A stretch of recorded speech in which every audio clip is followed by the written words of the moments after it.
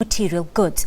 Young women and girls are still 4 times more likely to contract HIV than men and boys in the same age bracket in South Africa right now. Mr. Bafana Khumalo is the national chairperson of the men's sector at the South African National AIDS Council, and he joins us on the desk now. Good afternoon, Mr. Khumalo, and thank you for your time on the SABC News Desk. It's a pleasure. Just take us through the concept and rationale behind this year's theme towards HIV-free generation.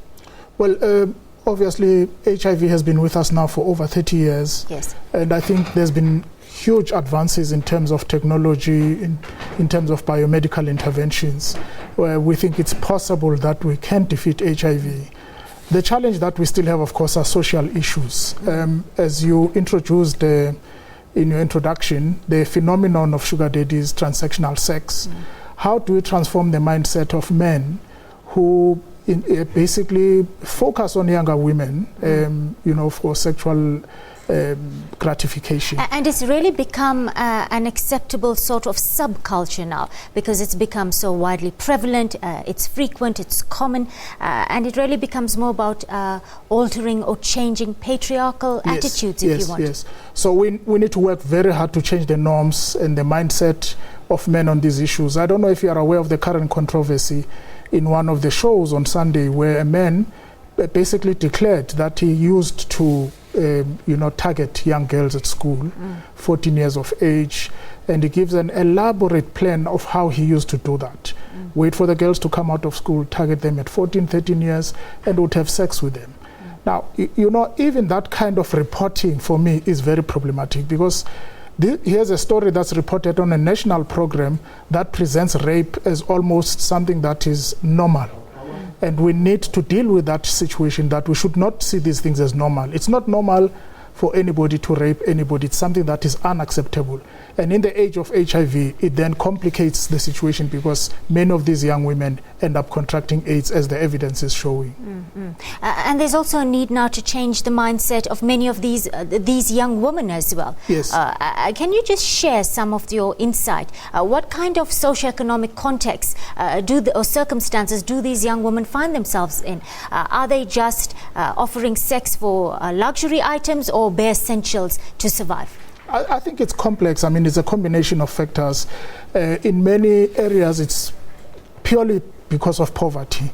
People who are looking for means of survival, and therefore offering to have relationships with those older men who provide for them. But you also have a phenomenon in the higher education centers of learning, where people are looking for cell phones, the latest clothing, branded clothes and stuff like that, and for somebody to look after them in their residences or in their digs if people are living out of res, and therefore wanting to keep a particular lifestyle. And we need to do a lot of work, I believe, which we are not doing currently, of talking to men, on focusing on men to change this mindset and the norms that are perpetuating this kind of behavior. Well, you've mentioned the many biomedical successes we've had. We heard the health minister himself this morning say that our mother-to-child transmission is really, there's been a dramatic drop from 70,000 births 10 years ago, rather, down to 7,000 right now. But how willing are men to really come forward and make a change at this point? I think this is one of the success stories, because I'm sure you are aware of our Brothers for Life campaign. Yes. One of the things that we started doing a few years ago was to focus on men to support their partners who are pregnant. One of the things that we have in South Africa is that women are always expected to carry the burden of reproductive health. When you fall pregnant, you go alone to the clinic, you attend antenatal care. If a child is sick, it's the mother who rushes to the clinic. Now, we started looking at this as Brothers for Life to say, how do we as men come to the party? Because as we know, it takes 2 to tango. Women don't just get pregnant by themselves. And therefore, there's a role that men can play.